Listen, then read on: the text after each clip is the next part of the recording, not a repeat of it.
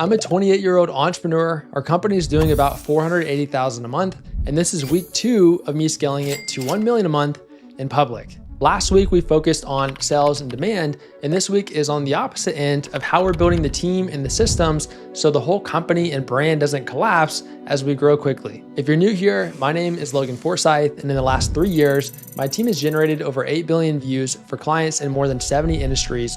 And right now, our company is at about 480,000 per month, and I've committed to documenting the push to 1 million per month and beyond in real time. This series is week by week of scaling to 1 million per month in public. This could be a big failure, but hey, you grow when you push outside of your comfort zone. So that's what we're doing. In week 1, I covered our more, better, new philosophy, how we're leveling up our sales engine, and all the tweaks that we implemented that immediately bumped up our close rate and our show rate. But none of that matters if we can't recruit, train, and manage at the pace that we're trying to grow. So week 2 was all about hiring at scale without lowering the bar, training new people without breaking client work and making our brand look bad, and also reclaiming my calendar and saving over 20 plus hours a week with the switch that I made. And then lastly, building out our new CEO dashboard that keeps us honest and on track of knowing our numbers inside and out. At our 2026 planning offsite meeting, we looked at our numbers and realized that the absolute biggest challenge that we have is if we 5x our marketing like we want to,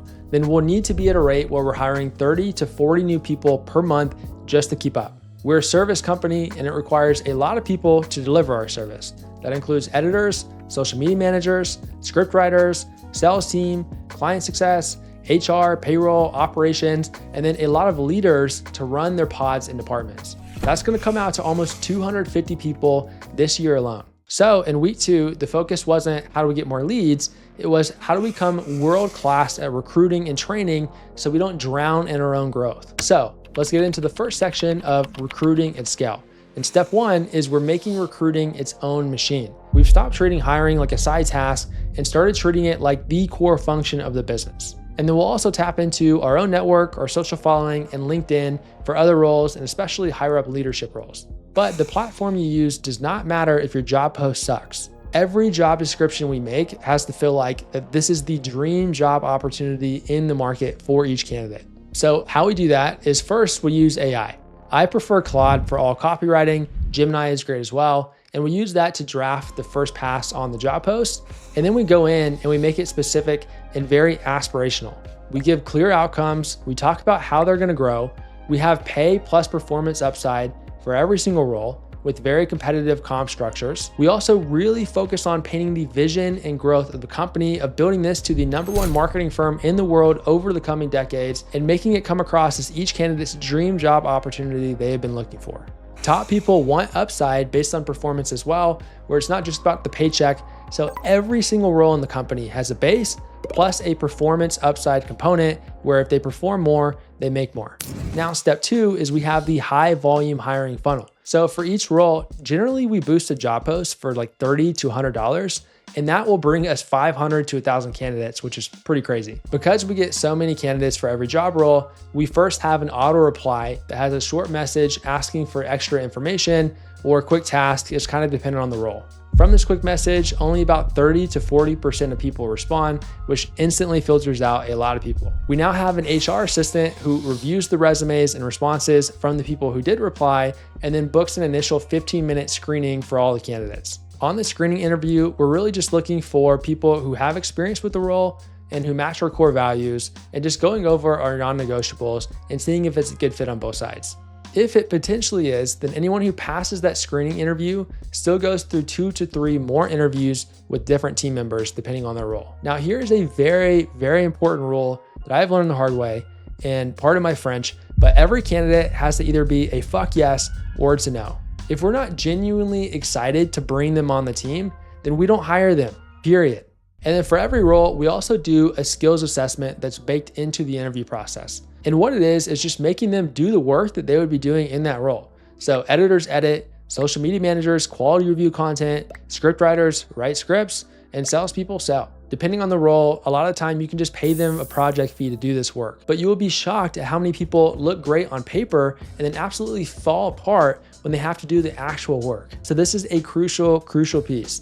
Never hire someone until they've done a sample of the work that they're going to be doing in the role, unless you have amazing training systems and you're totally fine with hiring someone from scratch and you're just hiring off of personality and characteristics and culture fit. Now let's get into section 3 of how we train at scale. We purposefully overhire, overtrain, and then filter out from there. So we used to make 2 really big mistakes. First was hiring only the exact number of people that we needed. Let's say we needed 5 editors, so we would go out and just hire 5 editors. The reality is a lot of the time, 2 to 3 of that 5 don't work out. And now you're behind and you're being reactive, your team's overloaded, and you either have to fire and replace them, or even worse, you keep people on the team who shouldn't be on the team because it's out of need and because you don't feel like you have the bandwidth to replace them. No matter what, that's putting you and your team in a bad spot.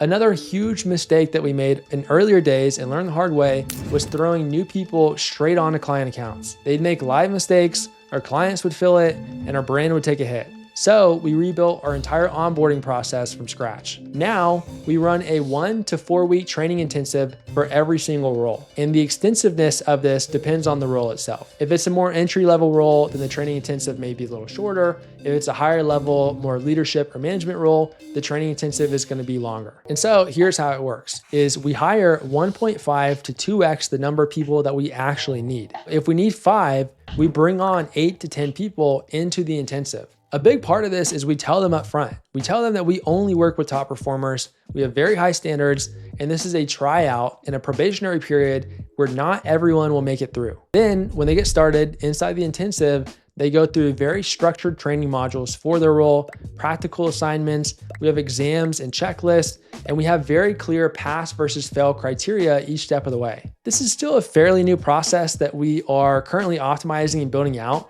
But as of now, only 57% of people make it through our training intensives. That means that 43% get cut before they ever touch a client. And even if they pass, we still don't put people on a client account and just give them free reign. They have to very closely shadow existing team members on live accounts. We give them a lot of feedback real time on what's working, and then we only graduate them to owning clients with a little bit less oversight over time. This process can take months, but this is what has to be done if you're going to scale and hire a lot of new people while maintaining top quality and top standards with a service that requires people to deliver it. The mindset behind all of this is simple, where we overhire, we overtrain, and we filter ruthlessly so only the best people touch the brand and work with our clients. It's slower up front, but it's the only reason we can even think about scaling to 1 million per month without quality falling off a cliff.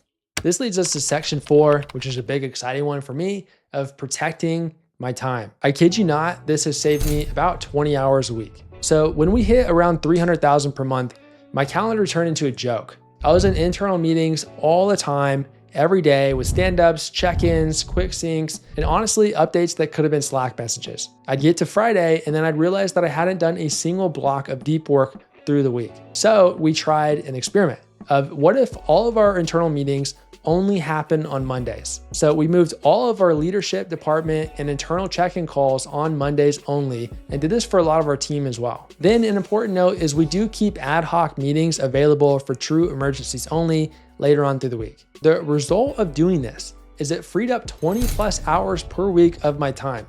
And everyone else on the team actually liked it more as well. It's not just me. And after 2 months, we hadn't missed anything important of this. The only side effects of this is that people actually got more productive. They started solving problems more efficiently. Leaders actually led instead of forwarding decisions up the chain. So if you're stuck in meetings all week, I highly recommend that you try the structure where you have 1 heavy internal meeting day and then 4 days during the normal work week where you can actually build. And now section 5, we get into the CEO dashboard. So the last big move has just been getting really brutally honest with our numbers. When we were again around 300,000 per month, we got stuck and it just felt like we were throwing things at the wall and that nothing was working. We weren't breaking through the plateau. At that point, I'd heard enough mentors and people ahead of me say that to scale past 10 million a year and even 1 million per month, you have to know your numbers inside and out. So first, we kept trying to build all these fancy automated tracking dashboards for our company across departments, and they sucked. Integrations broke, numbers didn't match, nobody trusted them, so we didn't really use them, and I still didn't feel like I understood the business inside and out. So instead, we decided to go primitive. We went back to our roots and created a CEO dashboard in Google Sheets. Now, every Monday before our upper management meeting, each department lead manually updates their 3 to 5 core KPIs. So for example, in sales, they go over calls booked, show rate, close rate, cash collected. Marketing can be calls, cost per call, views per platform. Client success can be NPS, retention, and back-end revenue. Operations can be headcount, hiring funnel metrics, time to fill, etc. The manual part of this is the point. So what manually adding these numbers does versus trying to automate it is it forces the leader to touch their numbers and creates more ownership over the process, and it makes deviations immediately obvious. Within a few weeks of doing this, we could clearly see where we were on track, which department was the real bottleneck, and what exactly we should focus on each week instead of guessing and going off of intuition. That clarity is what finally helped us break through the plateau of 300,000 per month, and it's what we're going to rely on as we continue pushing towards 1 million per month. So if I zoom out, week 2 of scaling to 1 million per month in public was all about treating recruitment like its own machine, overhiring and running training intensives so quality scales with us, reclaiming my calendar with the Monday-only internal meetings rule, and then building out a simple manual CEO dashboard with Google Sheets so we always know where we're actually stuck. None of this is sexy, but it's extremely helpful, and this is the stuff that lets you keep the revenue and profit that you're trying so hard to get. So in week 3, I'm gonna dive into how we're upgrading our offers, how we're thinking about margins and cash, and what we're changing in our marketing to support this next level of growth. If you're getting value from watching this in real time, subscribe, hit that bell, and then drop a comment with the #1 operations problem that you're facing right now, and I might turn it into an episode. With that said, I'll see you in week 3 of scaling to 1 million per month in public.